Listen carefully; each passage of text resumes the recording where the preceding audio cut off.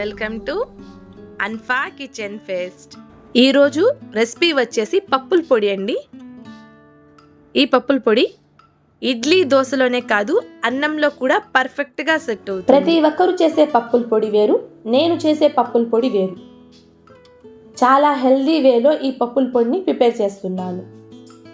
ఒక్కసారి ఈ పప్పుల పొడి ట్రై చేసి చూడండి. ప్రతిసారి ఈ ప్రాసెస్లోనే చేస్తాను. అయితే ఈ ప్రాసెస్ ఎలా చేయాలో చూసేద్దాం. 1 స్పూన్ ఆయిల్ వేసి 1 కప్ వేరుశనగ పప్పుని వేసుకుంటున్నాను. ఇది ఆల్రెడీ రోస్టెడ్ అండి.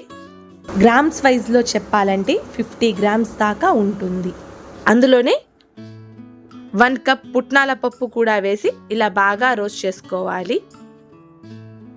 1/2 కప్ నువ్వులు కూడా వేసి బాగా ఫ్రై చేసుకోవాలి. అందులో 2 స్పూన్స్ జీలకర్ర కూడా వేసి ఇలా బాగా కలుపుతూ ఫ్రై చేసుకోవాలి. ఈ ప్రాసెస్ మొత్తం మీడియం ఫ్లేమ్లోనే చేసుకోవాలి. ఆ లోపల ఈ వీడియోని లైక్ చేసి మన ఛానల్ని సబ్స్క్రైబ్ చేసుకుని పక్కనే ఉన్న గంట సింబల్ని క్లిక్ చేయండి. 12 ఎండుమిర్చిని సగానికి తుంపి వేసుకోవాలి. మీరు ఈ కారాన్ని బట్టి ఎండుమిర్చిని అనేది అడ్జస్ట్ చేసుకోండి. ఎండుమిర్చి కూడా ఇలా కొంచెం ఫ్రై అయిన తర్వాత అందులో నిమ్మకాయ సైజ్ అంత చింతపండుని కూడా వేసుకొని స్టవ్ ఆఫ్ చేసుకోండి. 1 స్పూన్ ఉప్పు కూడా వేసి ఇలా బాగా కలుపుకోండి. ఇది మొత్తం చల్లారిన తర్వాత మిక్సర్ జార్లో వేసి గ్రైండ్ చేసుకోండి. నాకు 1.5 స్పూన్ ఉప్పు పట్టిందండి. మీరు కొంచెం చూసి వేసుకోండి.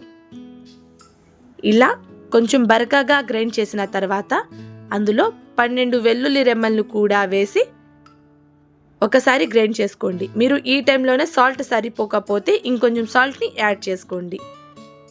ఈ పొడి మొత్తం చల్లారిన తర్వాత ఒక ఎయిర్ టైట్ జార్లో స్టోర్ చేసుకుంటే ఎన్ని రోజులైనా చాలా ఫ్రెష్గా ఉంటుంది.